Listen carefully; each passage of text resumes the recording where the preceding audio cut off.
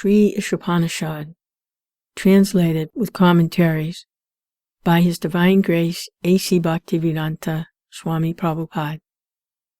Mantra 15. Hiranmayena patrena satyasya pihitam mukham tattvam pushan pavanu satyadharmaya drishtaye. Translation.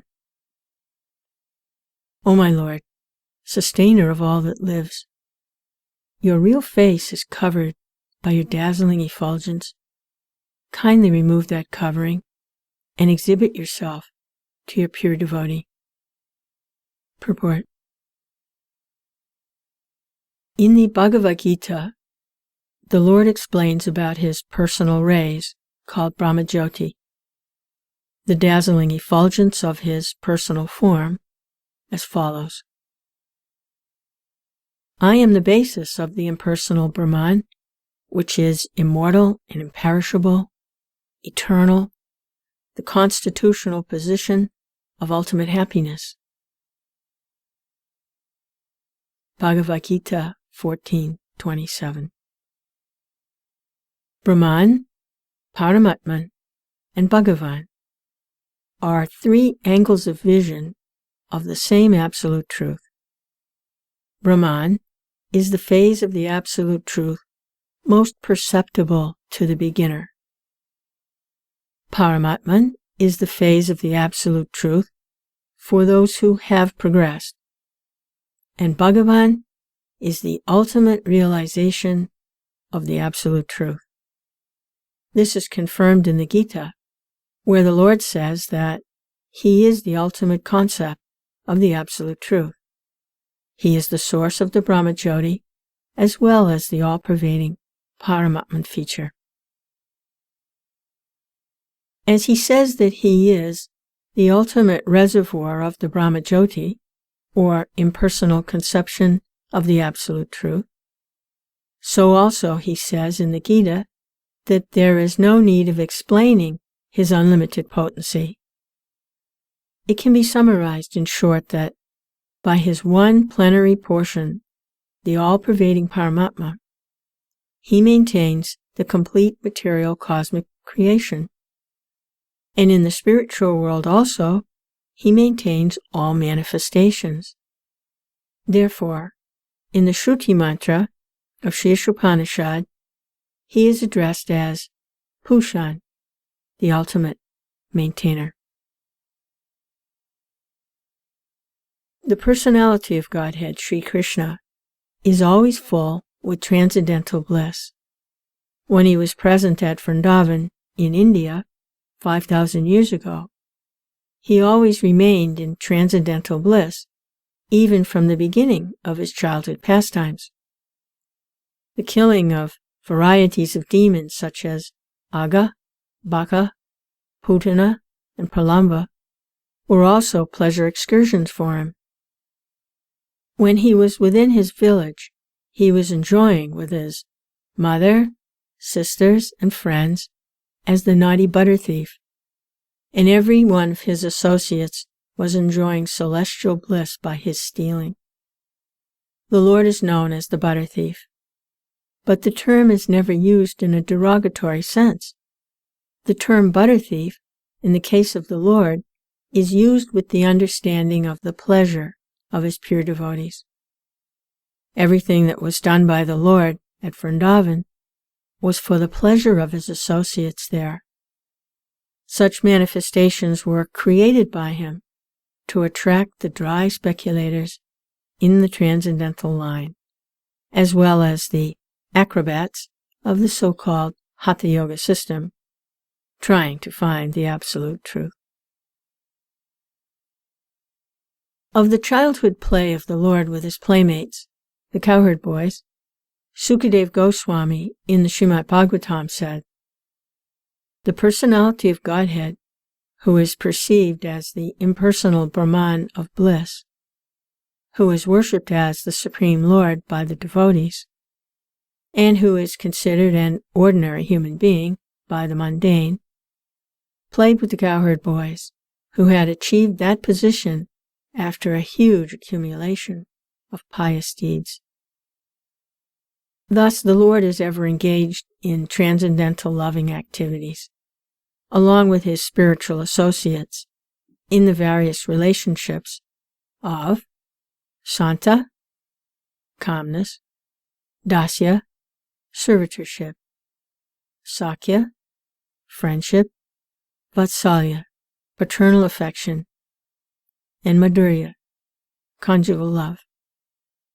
It is said that the Lord never goes out of the Vrindavan Dham, and so it may be asked how he manages the affairs of his different creations. This is answered in the Gita. He pervades all the material creation by his plenary part, known as the Purusha incarnation.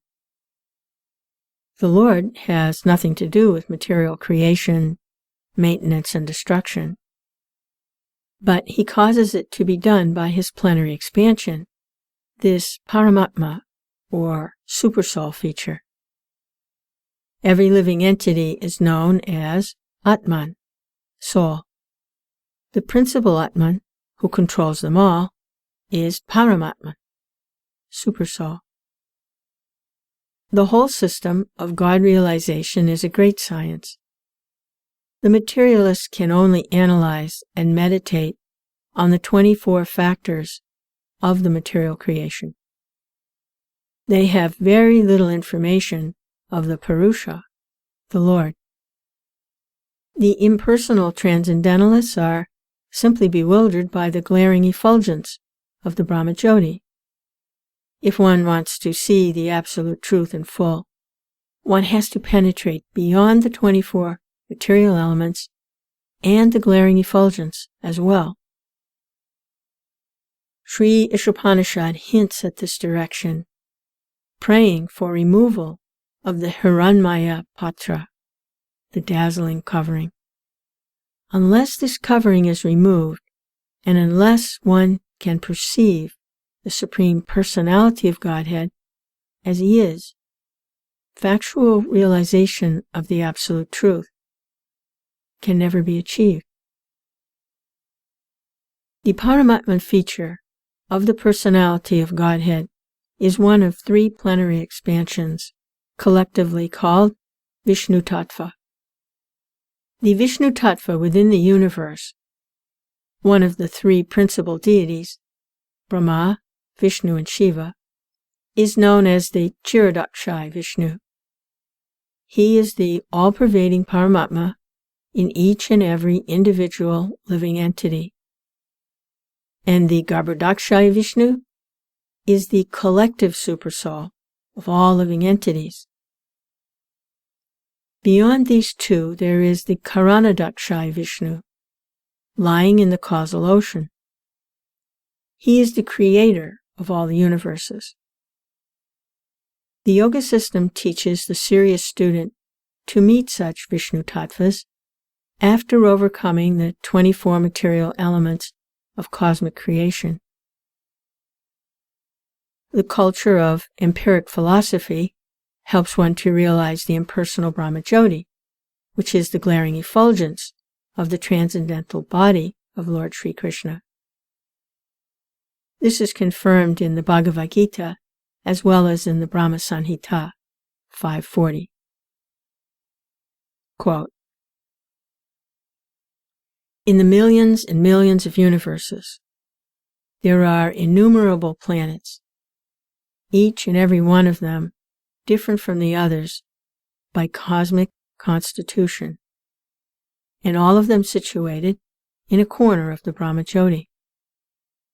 This Brahmajyoti is the personal ray of the Supreme Personality of Godhead, whom I do worship.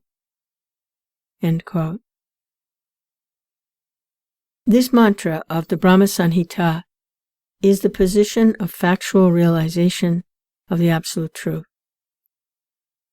And the Shruti mantra of Sri Isopanisad, under discussion, is a confirmation of this mantra as a process of realization.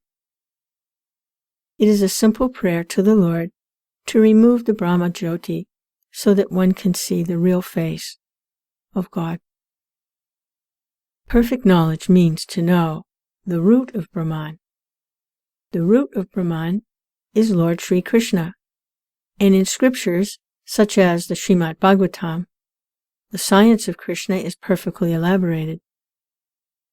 In the Bhagavatam, the author, Srila Vyasadeva, has established by realization that the Supreme Truth is described either as Brahman, Paramatman, or Bhagavan. But he has never said that the Supreme Truth is anywhere described as Jiva, the ordinary living entity. Therefore, the living entity is not the all-powerful Supreme Truth. Otherwise, there would be no need of prayer by the entity for the Lord to remove the dazzling cover in order to see his real face. The conclusion is, therefore, that in the absence of potent manifestations of the Supreme Truth, the impersonal Brahman is realized. Similarly, when there is realization of the material potencies of the Lord, with little or no information of the spiritual potency, it is called Paramatma realization. Therefore, both Brahman and Paramatman realization of the Absolute Truth are partial realizations. But when one realizes the Supreme Personality of Godhead, Sri Krishna, in full potency, after the removal of Hiranyamaya Patra, as it is prayed for in this mantra, then he realizes that Vasudev Sarvamiti, Lord Sri Krishna, known as Vasudev, is everything. Brahman, Paramatma, and Bhagavan. He is Bhagavan, the root, and Brahman and Paramatman are his branches. In the Bhagavad Gita, there is a comparative analysis of the three grades of transcendentalists, known as Jnanis, the worshippers of the impersonal Brahman, the Yogis, or worshippers of the Paramatma feature, and Bhaktas, or devotees of Lord Sri Krishna. It is stated in the Gita that amongst all types of transcendentalists, one who is a Jnani, who has cultured the Vedic knowledge, is supreme. Yet the Yogis are still more than the Jnanis. The Yogis are far superior to fruitive workers as well. And amongst all kinds of Yogis, the one who constantly serves the Lord with all his energy is topmost. The summary is that a philosopher is better than a laboring man, and a mystic is far superior to a philosopher. And of all the mystic yogis, one who is following bhakti yoga, who is constantly engaged in the service of the Lord, is the highest. Sri Isopanisad directs us toward this perfection of life.